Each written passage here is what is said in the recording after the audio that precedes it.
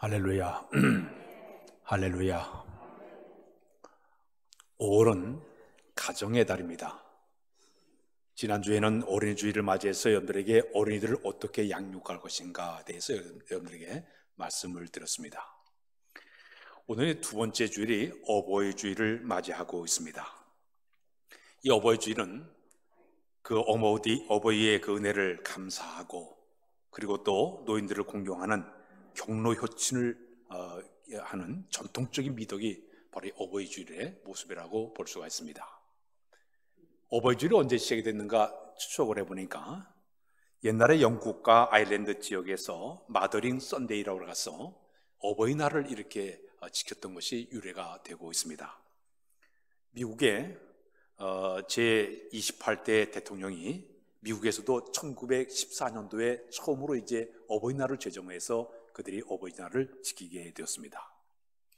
우리나라 언제 어버이날이 들어왔는가 이렇게 조사를 해보니까 1930년도에 구세군 그 교단에서 시작을 하다가 1956년도에 우리나라에서는 어머니날로 그렇게 제정을 해서 어머니날만 지켰습니다. 그러다가 어버이들도 우리도 좀 끼워달라 그래서 1973년도에 어버이날로 제정을 해서 지금까지 어버이날을 쭉 지키면서 우리나라가 이제 5월달 둘째 주일은 어버이날로 이렇게 제정을 해서 지키고 있습니다. 어제가 바로 어버이날이었어요. 각 나라마다 이 어버이날을 어떻게 보내는가 봤더니 터키나 이 핀란드 지역에서는 하얀 꽃을 준비를 해서 이래 갖다가 선물하는 것이 그 나라의 하나의 풍습이었어요. 우리나라도 옛날에는 카네이션 꽃이 붉은색, 여러분들 가서 보니까 붉은색, 분홍색을 이렇게 다 지금 꽂고 계신데, 이 카네이션 꽃을 그렇게 이제 선물을 해서 꽂고 그렇게 되었습니다. 근데 요즘은 사람들이 일회용 카네이션 꽃을 준 것보다는 부모님에게 선물하는 게 좀 바뀌어지고 있습니다. 반려식물이 다육이 유행이래요. 다육식물을 준비해서 갖다 오랫동안 보라고 다육식물을 갖다 이렇게 선물하는 것이 요즘 사람들의 모습이고요. 꽃 가운데 호접란이라는 꽃이 있다고 합니다. 이 호접란이 행복이 날아온다는 그런 그 표시의 꽃말이 있어요. 호접란 꽃을 갖다가 부모님께 이렇게 드리는 것이 요즘 사람들의 하나의 모습이라고 볼 수가 있습니다. 자, 이렇게 사람들이 어버이주를 지키고 있는데, 우리 기독교는 효를 가르치고 강조하고 또 실천하기를 가르치는 것이 바로 우리 기독교의 특징이에요. 그런데 이 기독교의 진리를 잘 모르는 사람들은 우리 기독교인들이 동양윤리의 기본이 되는 부모님께 대한 효를 가지지 않는 불효막심한 종교라고 사람들이 얘기를 많이 하고 있어요. 그 이유가 뭐냐 물어봤더니 부모님이 돌아가신 다음에 제사 한번 잘 드리지도 않고 물 한 모금 주지 않기 때문에 아주 불효막심한 종교가 우리 기독교 사람들이 비난을 그렇게 하고 있습니다. 그런데 이 사람들은 우리 기독교에 대해서 잘 모르기 때문에 그런 얘기를 하는 것입니다. 우리 기독교의 효의 관념은 돌아가신 다음에 화려하고 푸짐한 제상을 차려놓고 절하는 것이 효도가 아니라, 우리 기독교의 효의 개념은 살아생전에 잘하리라. 돌아가신 다음에 제상 차리는 것이 아니라 살아생전에 효도를 시급히 잘하는 것이 우리 기독교의 효도의 방법이라고 이야기하고 있습니다. 사상가 노자 공자가 그런 얘기했습니다. 부모님이 돌아가신 다음에 황소를 잡아드린 것보다는 살아생전에 닭 한 마리 잡아든 것이 더 좋은 효도라고 그분들이 이야기를 했습니다. 우리 기독교의 효의 개념을 쭉 보게 되면 이 효도하는 것이 신앙생활의 가장 중요한 덕목으로 가르치고 있습니다. 십계명을 보게 되면 두 가지의 돌판이 있습니다. 한쪽 돌판은 우리 인간들이 하나님을 어떻게 사랑할 것인가에 대해서 얘기하고 있습니다. 1계명에서 4계명까지는 우리 인간들이 하나님을 사랑할 때 마음을 다하고 뜻을 다하고 성품을 다해 하나님을 사랑하는 것에 대해 얘기하는 것이 1에서부터 4계명이에요. 또 돌 하나는 5계명에서부터 10계명까지 있습니다. 거기에 첫 번째 계명이 뭐냐면은 내 부모를 공경하라. 인간과 인간의 첫 번째 계명이 바로 내 부모를 공경하라. 그렇게 이야기를 하고 있어요. 그래서 우리 기독교의 효의 개념은 첫 번째가 부모님을 공경하라.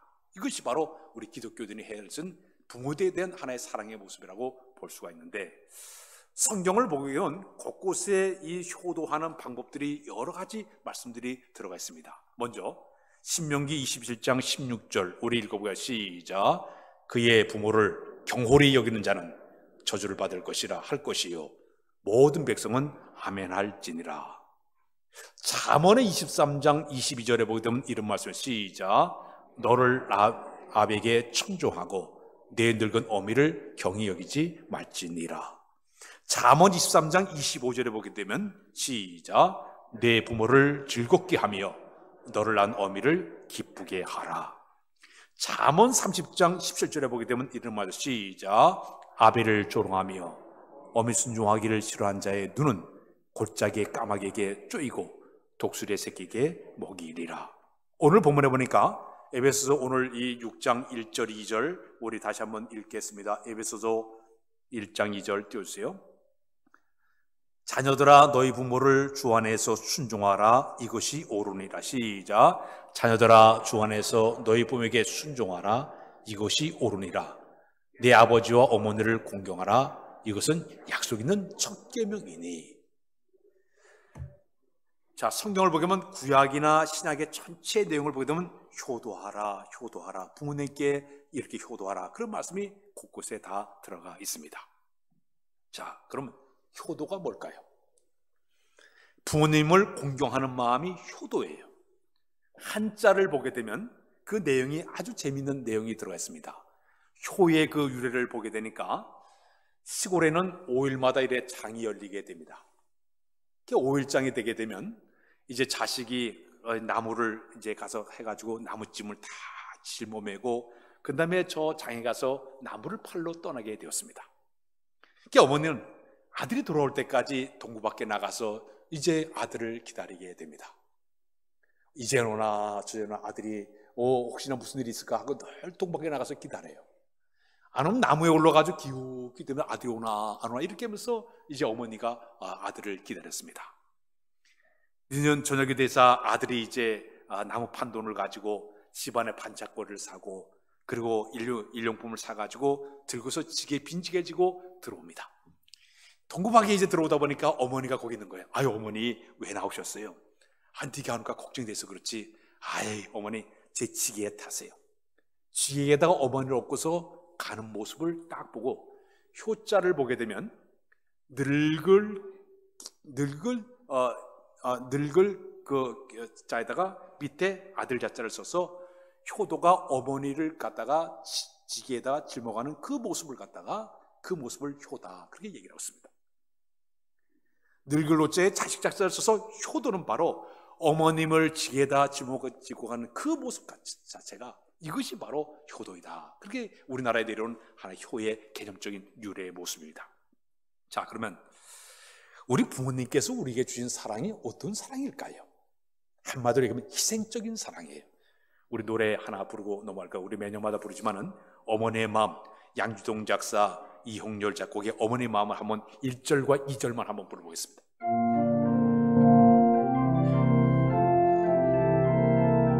감정을 줘서 나실 때 외로움이 드시고 길을 제파 낮으로 애쓰는 마음 긴 자리 마른 자리 하나님이시며 손발이 닿도록 고생하시네. 하늘 아래 그 무엇이 넓다 하리요. 어머님의 희생은 아이없소나.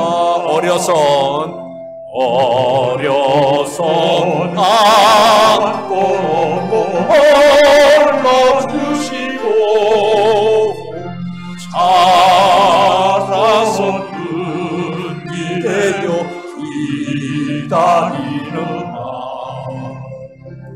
하늘사 들대사 자식 생각해 고우시러 이마 위에 주름이 가득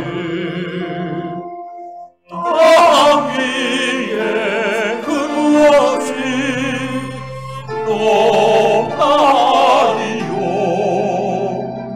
어리의 정성을 지극하여라.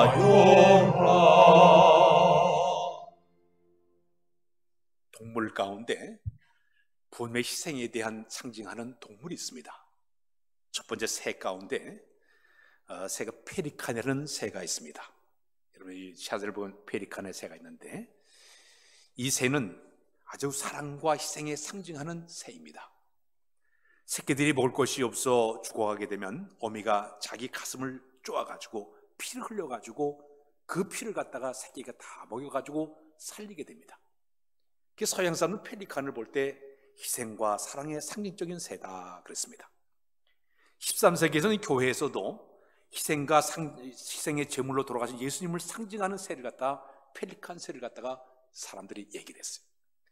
실제 이 유럽 교회의 헝가리 같은 경우에는 그 교회의 강대상에 이 페리칸 새를 이렇게 새겨가지고 예배를 드릴 정도로 아주 희생을 상징하는 이 새가 바로 이 페리칸 새입니다.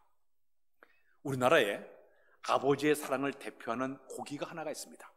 그 고기가 바로 가시고기라는 고기입니다. 여러분들이 그림을 보면 가시고기가 있는데 이 고기는 아주 아버지의 사랑을 상징하는 그런 고기입니다. 어미 가시고기가 알을 낳게 되면 어디론가 알을 낳아놓고선 어미 고기가 훌떡 떠나버려요. 그럼 이 아빠 고기가 알 주변을 지키면서 알을 먹기 위해서 달려드는 다른 고기들과 사투르면서 알을 지켜요. 그러면 알을 지키면서 알이 부화되기까지 먹이 하나도 먹지 않고 오직 알만 지키는 거예요. 알이 다 부화하게 되면은 그 새끼들이 무리무리저가 다 떠나게 되면 홀로 남은 이 아기 가시고기는 돌틈에 머리를 쳐박고 죽어버립니다. 죽는 모습이 바로 이런 모습이에요. 이렇게 해가지고 죽어버려요. 그래서 아버지의 사랑을 대표하는 그 고기를 꼽으라 그러면 이 가시고기가 바로 이렇게 아버지의 사랑을 대표하는 고기입니다. 그 다음에 어머니의 사랑을 대표하는 어물을 찾으라 그럼 우렁이에요. 우렁이 다 보셨죠? 이 우렁이는 제 몸에다가 알을 낳아요. 그래서 새끼들이 어머니의 살을 파먹으면서 이제 이 새끼들이 자라나게 됩니다. 한 점도 낚임없이 새끼들이 다 파먹게 되면 마침내 이 어미 우렁이는 빈 껍데기가 남아가지고 둥둥 떠내려가지고 죽어버려요. 이것이 우렁이의 하나의 모습이에요. 아버지를 상징한 부성의 상징 가시고기, 어머니의 사랑을 상징하는 이 우렁이가 바로 이 하나의 그 상징적인 모습인데, 근데 우리 사람들은 어떨까요? 우리 사람들은 이제 여러분들이 어머니가 아기를 10달 동안 이제 태중의 아이를 이제 임신해가지고 생활하지 않습니까? 그런데 태중에 있는 아기에게 이 산모가 피를 공급을 합니다. 피를 공급하는데 5말 정도를 갖다가 피를 공급한다고 그래요. 10달 동안 5마리면 엄청난 피예요. 근데 그 피 속에는 1000배의 철분이 들어있는 그 엄청난 피를 아이에게 공급을 하는 거예요. 그 다음에 이 아이가 세상에 태어나요. 그러다 보니까 여성들을 보게 되면 엄청난 철분을 갖다가 아이에게 공급하다 보니까 여성들이 빈혈이 있고 골다공증으로 고생을 하지 않습니까? 그 여성들을 보게 되면 이 골다공증 때 뼈가 약해졌어. 그 할머니들 보게 되면 옛날 지팡이 잡는데 요즘 유모차를 끌고 다니는 분들이 많이 계신 것이 이 골다공증, 너무 아이에게 피를 많이 공급하다 보니까 그런 모습이 되고 말았어요. 게다가 허리가 휘어진다든지 뼈가 쉽게 부러지는 이유가 바로 아기에게 피를 너무 많이 공급하다 보니까 철분이 빠져나가서 그런 현상이 나타나게 된 것이 어머님의 하나의 모습이에요. 거기다가 자녀를 키우기 위해서 먹을 거, 입을 거 다 버리고 전 생의 3분의 1을 갖다가 자녀 양육에서 희생했던 분들이 바로 어머님들의 하나의 모습이에요. 북한에서는 어머니를 볼 때 오마니 그래요. 오마니의 이 말의 의미는 자식을 크면서 오만자루에 품이 들어갔다고 해서 오마니 그렇게 부른 것이 바로 북한에서 이야기하는 오마니의 모습입니다. 성경에서 우리 그리스도인들이 부모님에게 이제 효도하는 방법을 두 가지를 이야기하고 있습니다. 오늘 성경의 에베소에 보게 되면 두 가지가, 첫 번째가 뭐냐면 순종하라. 따스할까요? 순종하라. 순종하라 이런 말이 나오고 있는데, 이 순종하는 말이 권유형으로 순종했으면 좋겠다, 아니면 선포형으로 순종하는 것이 좋은 것입니다 선포한 것이 아니라, 성경에 보게 되면 사도 바울은 순종하라를 명령형으로 쓰고 있어요.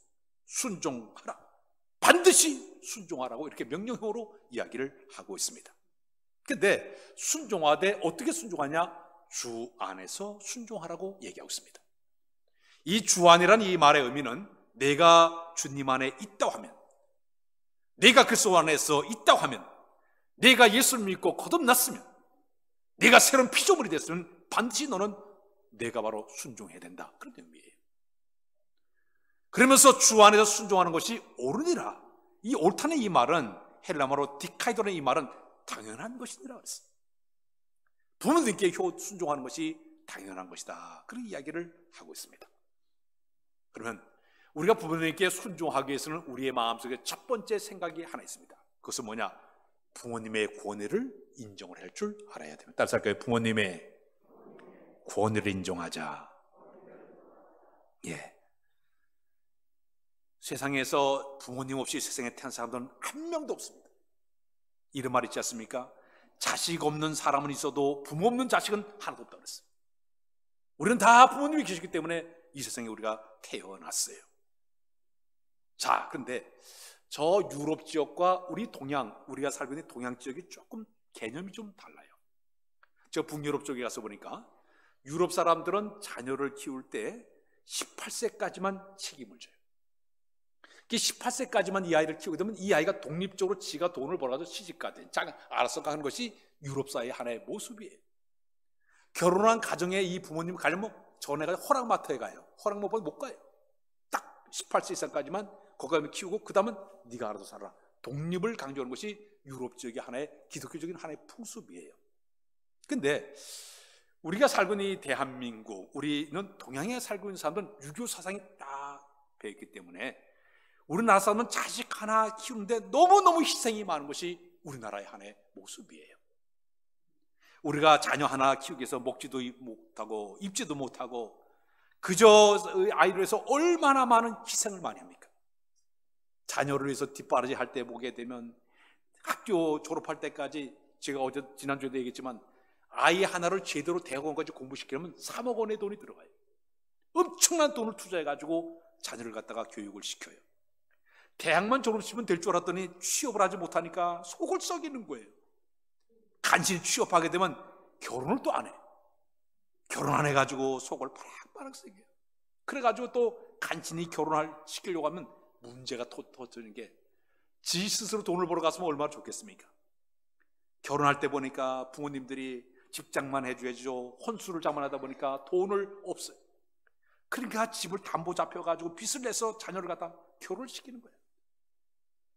만료되니까 이 부모님이 돈이 없으니까 그냥 빚더미 가운데 허덕이면서 만료를 보내게 돼요.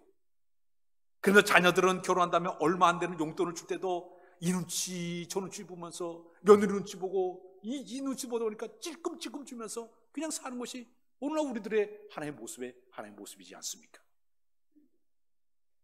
결혼만 시켜놓는데 끝난 줄 알았더니 맞벌이 한다고 송아지만한 자식을 갖다 턱 맡겨가지고 그 아이 키우다 보니까 관절염에 걸리고 근육통에 걸리고 허리병이 업어주고 얼러주고 그러다 보니까 얼굴에 주름살이 가득해요. 얼마 전에 노예스 회의가 있어가지고 갔더니 장로님 한 분이 왔어요. 여기 이렇게 허옇게 뭘 붙이고 왔어요. 장로님 왜 그러셨어요? 손주 보다가 넘어져가지고 같이 못하다가 넘어졌대. 코뼈가 부러져가지고 여기를 수술해가지고 이렇게 달고 오셨더라고요. 자, 이렇게 자녀들에게 너무너무 희생이 많은 것이 우리나라의 하나의 풍습의 모습이에요. 저희 부모님은 다 세상을 이미 오래전에 다 세상을 떠나셨습니다. 그런데 저희 부모님을 보니까 너무너무 힘들게 살아오셨던 것을 지금도 기억하고 계세요. 우리 부모님은 어린 시절에 청년 시절을 지날 때 꿈도 없이 그냥 세상을 일제시대 때 살아오셨기 때문에 일제시대 그 탄압 속에서 살아오셨어요. 나라 이름 서름을 다 겪으시고 심지어 저희 아버님 같은 경우 저 일본 나라의 강제징용에 끌려가서 탄광이 무너져가지고 허를 다쳐가지고 오셨어요. 아주 그렇게 힘든 나머지 그 세월을 보내셨던 분이 바로 저희 아버님이세요. 그 당시에 소녀들은 정신대에 끌려가지고 성노예 생활했던 것이 우리 부모님 세대의 하나의 모습이었습니다. 모진 고통과 지옥과 아픔과 서름의 세월을 보내다가 해방 후에는 6.25 사변이 또 터지지 않았습니까? 6.25 때문에 자식 잃고 부모 잃고 친척 잃고 이런 슬픔을 겪으면서 세월을 사시지 않았습니까? 눈물과 한숨과 가슴에 피멍을 들으며 살던 부분이 바로 우리 부모님 세대의 모습이었습니다. 6.25 사변이 끝나고 나더니 보릿고개를 넘기면서 자녀들이는 가난을 물려주지 않겠다고 얼마나 힘들게 사신 부모인지 몰라요. 제가 기억하기에는요, 이제 그 어렸을 때 우리나라가 너무너무 못 살다 보니까 나라에서 먹고 살게 만들기 위해서 뽕나무를 심으라 했어요. 큰 뽕나무를 심게 되면 돈을 주는 것이 아니라 밀가루를 주는 거예요. 밀가루를 그걸 돈을 줘요. 그 밀가루 가져와서 우리 동네 모든 사람들 보니까 다 집마다 칼국수 맨날 해먹는 거예요. 수제비 맨날 해먹고. 제가 어릴 때 보니까 수제비 입에 물려가지고 못 먹었었어요. 지긋지긋한 가난 속에 살았던 것이 우리 부모들의 세대였습니다. 이것이 바로 이제 땀을 흘리며 일하면서 이래 살아오셨는데 지금 이제 살아오시면서 건강 잃고 돈 잃고 이렇게 하면서 사는 것이 우리 부모님들 세대의 모습이었습니다. 더욱이 요즘 이 초고령화 시대가 우리나라가 되면서부터 노인의 수가 점점 많아지고 있습니다. 오래 살다 보니까 이제 볼 거 먹고 다 못 볼 거 다 보면서 고통스럽게 지금 세월을 보내고 계십니다. 우리 교인들도 한 10분 정도 되신 분들이 요양원에서 지금 계속 콘줄 깨시고 그래서 그냥 알아보지 못하고 지금 계셔요. 그래서 제가 이 금요일마다 화요일마다 우리 직원회 할 때마다 늘 기도해. 하나님, 여행에 계신 모든 분들 다 사랑하사 끝까지 믿음 잘 지키게 도와주시고 천국 바라보 소망 속에 살게 해달라고 늘 기도해요. 자, 힘들게 살아오고 있습니다. 자, 우리 자녀를 희생하신 그 부모님들의 그 모든 그 인격적인 것을 내가 먼저 인정해야만이 순종할 수 있는 그런 마음이 있게 될 줄로 믿습니다. 더 나아가서는 부모님이 어떠한 말을 해도 내가 잘 경청할 수 있는 것도 하나의 효도의 방법일 것이에요. 연세가 많이 드시게 되면 세대차가 나게 돼 있어요. 쌍둥이도 세대차가 난다고 그러잖아요. 세대차가 나요. 오래 사신 분들은 헛된 말을 했던 말 또 하고 또 할 수도 있어요. 그렇기 때문에 부모님의 그 말을 갖다 내가 들을 때 피곤할 때 많지만 그러나 부모님의 인격을 내가 무겁게 여기게 되면 알겠습니다. 순종할 수 있는 그런 마음을 품게 되는 것이죠. 사랑하는 여러분, 우리가 살아가면서 내가 부모님 말씀을 잘 듣고 경청하고 부모님을 갖다가 내가 계속적으로 내가 그 권위를 갖다가 인정해 줄 때 순종할 수 있는 그런 마음이 우리 가운데 있게 될 줄로 믿습니다. 유교가 제가 유교적인 측면에서 다 보다도 중요한 점을 제가 발견하니까 그 유교 사상에 보니까 부모님께 대한 예절을 참 잘 가르친 부분이 많이 나와요. 예를 들면 부모님 앞에서 말하는 거, 행동을 조심하게끔 그렇게 가르칩니다. 심지어는 부모님의 이름 석자도 함부로 못 부르게 만들어요. 그래서 부모님을 얘기할 때마다 선친께서, 부친께서, 모친께서 이렇게 하면서 그들은 철저하게 그 부모님의 인격을 존중하는 그런 모습이 있는데 우리 기독교적인 풍습에서 있다 보면 사람들이 서양적인 그 풍습이 있다 보니까 함부로 대하는 것들이 때로 있을 때가 많이 있습니다. 사랑하는 여러분, 내가 부모님을 갖다가 이제 효도하는 첫 번째 단계는 부모님의 말을 내가 순종할 수 있는 마음이 우리 가운데 있어야 될 줄로 믿습니다. 두 번째는 따라서 공경하라. 공경이란 말은 히브리 말로 카베트라는 말이에요. 이 카베트는 이 말의 의미는 부모님을 소중히 여겨라, 부모님을 가치 있게 여겨라, 부모님의 인격을 무겁게 여겨라. 이것이 바로 공경이에요. 명사를 보니까 이 공경이라는 말이 내 몸속에 있는 내장과 간장을 뜻하고 있어요. 내 몸속에 간이 중요한 것처럼 부모님의 존재를 존중히 여기는, 소중히 여기는 그런 마음이 바로 공경이라, 그런 얘기를 하고 있습니다. 그렇다면 우리 기독교인들이 부모님을 공경하는 이유가 무엇일까요? 첫 번째는 뭐냐?